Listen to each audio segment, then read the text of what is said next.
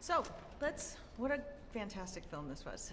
Let's start with your character. Tell us a little bit about him. So, I play Captain James Conrad, who is a former British SAS officer, a Special Forces tracker, a specialist in reconnaissance and the recovery of lost soldiers. At the beginning of the film, you find him a little lost, a man who's seen a lot of action at war, and you sense that he's without a purpose. And he takes a commission to join an expedition to this undiscovered island in the South Pacific. And he goes on a journey from cynicism to enlightenment. And his experience on the island is an awakening, a reawakening of wonder and of humility, I think. Nice. And regarding this island, speaking of this island, how would you describe Skull Island? Skull Island is a mysterious landmass, a wilderness untouched by humankind, where evolution has developed at an accelerated rate. Everything is bigger, everything is more colorful. Predators, pacifists, plant life. This is a place unlike you've never seen before. And when man is re-entered into the food chain, it's not at the top. That was a great answer. So regarding King Kong, were you a fan of the previous iterations of King Kong? My first memory of Kong is the image of him on top of the Empire State Building with the light planes coming towards him. It's such an iconic image from the 1933 RKO movie. Or either that or him with Fay Ray in his hand and he's fighting off a pterodactyl at the same time. I love him. Now, why do you think it is that people are so interested, iteration after iteration, and how does this one differ to all the previous ones? I think we have it as children. We have a natural fascination with nature and animals, and I think that never leaves us. And Kong is a kind of emblem of what we don't understand about nature. He's a myth. We understand that the natural world has a balance and an order which is both beautiful and terrifying. And that the food chain exists for a reason doesn't mean you get excluded from it.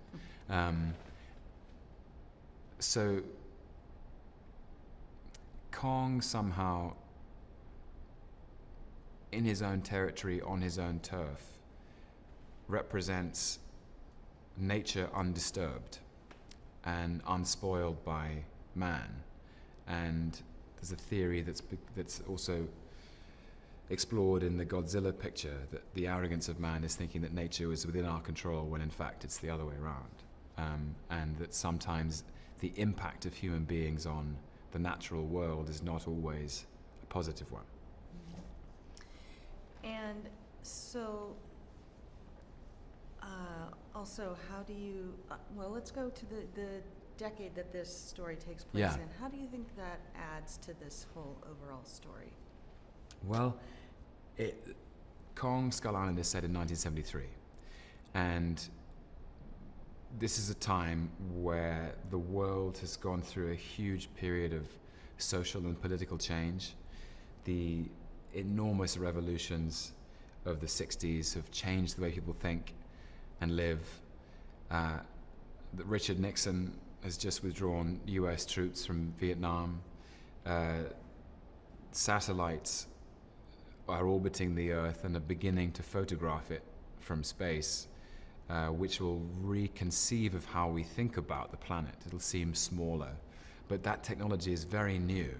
And so 1973 is plausibly the last time we could imagine an undiscovered island in the South Pacific where creatures roam undisturbed. And we get the rock and roll music, we get helicopters, we get the real flavor of exploration that the 70s brings. And talk about some of the locations that you shot in and how those added to this cinematic, enormous cinematic version of this film. I think one of the great strengths of Jordan Vogt-Roberts, our director, is that he insisted we shoot this in real places. And he spent a long time location scouting so that Skull Island was tangibly made up of some of the most beautiful and remote places on Earth. And those places were Oahu in Hawaii, Queensland in Australia, and northern Vietnam. And the sort of composite elements of all those places are very, very tangible in the picture. And so that the volcanic valleys of Hawaii and the lush rainforests of Mount Tambourine and the swamps and mountain lakes of Vietnam are all present in the film. And I think you can feel that palpably when you watch the film, that cast and crew were dropped into these places, and you can feel the heat and the moisture and the sweat and the fact that we're all running through swamps. It just feels real in a way that you can't recreate digitally. And so you obviously spent a lot of time with the other actors too. I mean, this is a great cast. Yeah. So how was that, spending all this time together? It was great. I think it's a very diverse cast with very diverse talent, and everybody brought something to the table which was really unique and valuable. And we were all thrown together away from home in these very far-flung places, and we bonded together very fast. We sang karaoke in Hawaii, learned how to surf in Waikiki Beach in Honolulu. We went go-karting, we had barbecues, we went and got street food in Hanoi. It was really fun. Oh, sounds like fun. And lastly, I mean, this is a big action film, but what do you hope that people take away from this after seeing it? I really hope that people buckle up and enjoy the ride, because it's a hell of a ride. It just goes at such a lick, and it feels both old-fashioned in the romantic sense of being a great adventure, but it's also very fresh and contemporary, and underneath the spectacle and the action, a lot of which is very original, there is a theme, and the theme is that